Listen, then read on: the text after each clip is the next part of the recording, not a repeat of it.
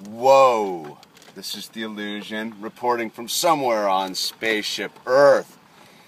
Glad today isn't a heavy day like yesterday, but positive mental attitude got me through it all, man. And you know, the interesting thing is sometimes I wonder about putting some of these videos up when I'm going through stuff, but I realize that other people are going through similar things and I'm not the only one going through. So how do we all get through some of the harder times in our life?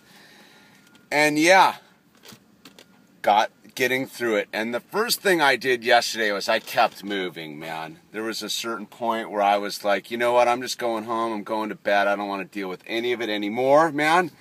But I kept moving. I went down to my P.O. box and, you know, I got some nice mail from viewers, and that kept me going. And then I went and saw my spiritual advisor about what was going on, and he basically broke it down like this. It's like, look, man, you got to focus on your own trip and stay positive in your own existence, dude, your positive mental attitude. And other people have to go through their life experience to learn the lessons they need to learn. And it's all about waking up. So, you know, when you're getting all bummed out about what's going on with your family, you actually got to look at it from a different perspective and see it as a beautiful occurrence, because they're getting their opportunity to wake up to the true realities of source energy and the singularity, and getting out of the duality of, you know,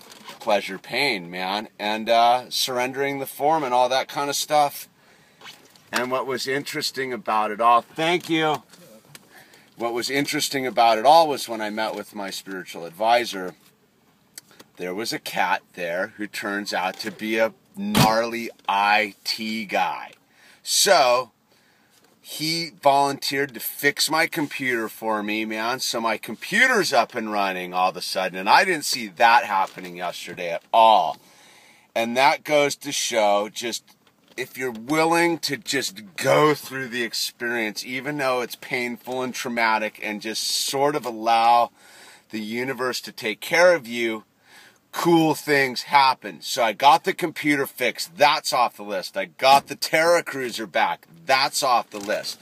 Now this is the funny story. So I'm over at my bro's house finishing it up, and we're going to go check that out here in a minute. I'm doing literally the final piece of trims going in around the window, and what happens, dude? I tap the window with my hammer. The glass shatters, dude. I'm like, I don't even panic, because I laugh. I just go, of course, dude. As I always say, the last stop on the train tracks is Farmertown. And there it is, man. I'm about to finish this job, and I whale the glass. There's the window in the background there. And the interesting thing was, so I came down, I didn't panic. I just threw the window in the car and drove down to the glass place. And it's going to cost me $95 to replace it, dude. So Morph Acoustics, $100 just came into use, because I had zero money and my boy's on vacation and he's coming home, and the last thing I want to do is have a job finished with a broken window. So, but that is the thing, is like the universe is just taking care of us if we allow it to take care of us, and it's taking care of everybody if we allow it to take care of everybody else. And it's heavy, man. It is so heavy to watch people go through traumatic experiences in their life, man. And you would be a total jerk if you didn't feel it in your heart, man. And so, yeah, I'm feeling it, but I'm keeping the positive mental attitude. The universe is speaking to me. The universe sent me $100 because I broke a window. And it's crazy how things come together. So I'm pretty stoked.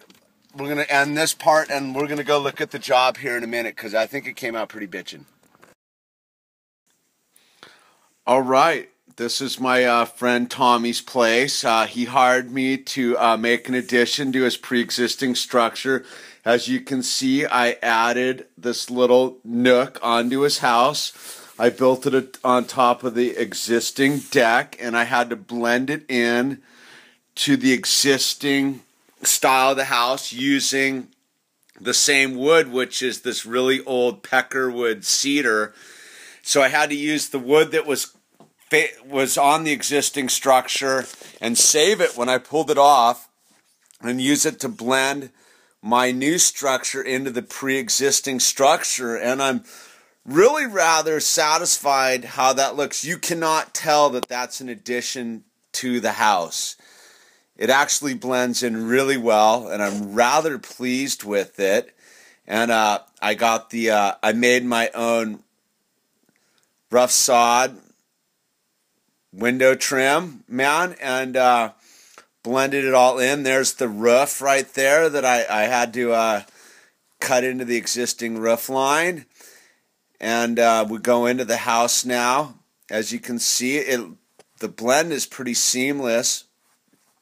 Inside the house, I built benches that provided storage. You can see the oak trim on the bottom. That's an oak table. All that's oak. I got to still do the final staining on it, but I made them utilitarian. There's storage in them so they can put their dog food or sewing equipment or whatever you have inside of it. And I'm pretty pleased with it. The only thing I didn't do was the tile work on the bottom and the painting or the electric. But you know, it was a really cool project, and I'm really grateful Tommy gave me something to do the last month, because I started this project depressed and I ended it super in the now, super high frequency, and I'm really grateful that Tommy let me do it. Super pumped.